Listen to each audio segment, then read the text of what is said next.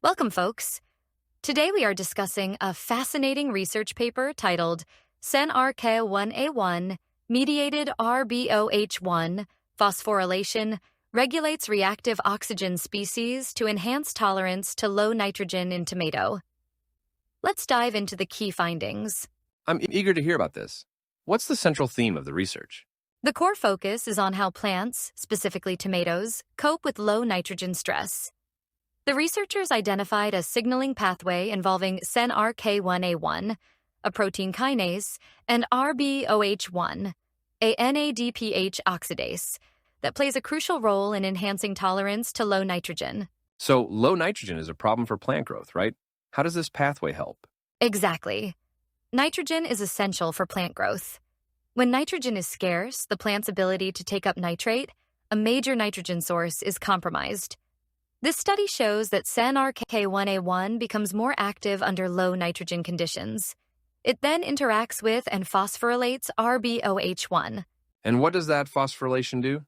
That phosphorylation activates RBOH1, leading to increased production of reactive oxygen species, or ROS, specifically H2O2, hydrogen peroxide, in the apoplast, the space outside the plant cell. This might sound counterintuitive, as ROS are often associated with damage, but in this case, they act as signaling molecules. Interesting. How do ROS help with nitrogen uptake? The H2O2 produced by RBOH1 oxidatively modifies a transcription factor called TGA4. This modification enhances TGA4's ability to bind to the promoters of NRT1.1 and NRT1, which are genes encoding nitrate transporters. So, more TGA4 binding means more nitrate transporter production? Precisely. The increased expression of NRT1.1 and NRT2.1 leads to enhanced nitrate uptake, helping the plant overcome the low nitrogen stress. It's a clever mechanism where stress triggers a response that improves nutrient acquisition. That's a really elegant system, but how did they determine all this? What kind of experiments were involved? The researchers used a variety of techniques. They created SnRK1A1 overexpression and knockout lines in tomatoes, as well as RBOH1 knockout lines. They then compared the growth, nitrogen content, and nitrate transporter expression levels under low nitrogen conditions. They also used techniques like yeast-2 hybrid assays to confirm the interaction between SnRK1A1 and RBOH1, and in vitro phosphorylation assays to show that SnRK1A1 directly phosphorylates RBOH1. And how did they pinpoint the specific role of ROS? They used various methods to detect ROS accumulation, including DAB and DCF staining. They also measured H2O2 levels directly.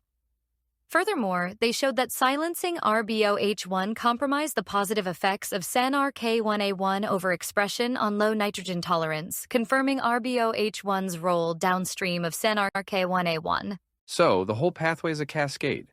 SnRK1A1 senses low nitrogen, activates RBOH1, which produces ROS, which modifies TGA4, leading to increased nitrate transporter expression and improved nitrogen uptake. It's a beautifully interconnected system. Exactly.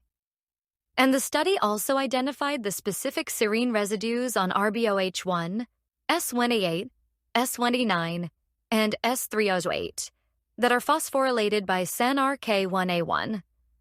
They even created phosphomimic and non-phosphorylatable mutants of RBOH1 to confirm the importance of these phosphorylation sites.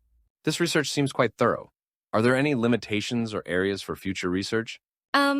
Well, while the study provides strong evidence for this pathway, it's primarily focused on tomatoes. Further research could explore whether this mechanism is conserved across other plant species. Also, the exact mechanisms by which H2O2 modifies TGA4 and how this affects its transcriptional activity could be further investigated. In vivo studies using more sophisticated techniques could provide additional insights. I see. It's a great foundation for future work. This research has significant implications for improving crop yields, especially in nitrogen-poor soils, right? Absolutely. Understanding this pathway could lead to the development of crops with enhanced nitrogen use efficiency, reducing the need for nitrogen fertilizers and minimizing environmental impact. It opens up exciting possibilities for improving agricultural sustainability. This has been a truly insightful discussion. Thank you for explaining this complex research in such a clear and engaging way. My pleasure. Thanks for listening, folks. We hope you found this discussion informative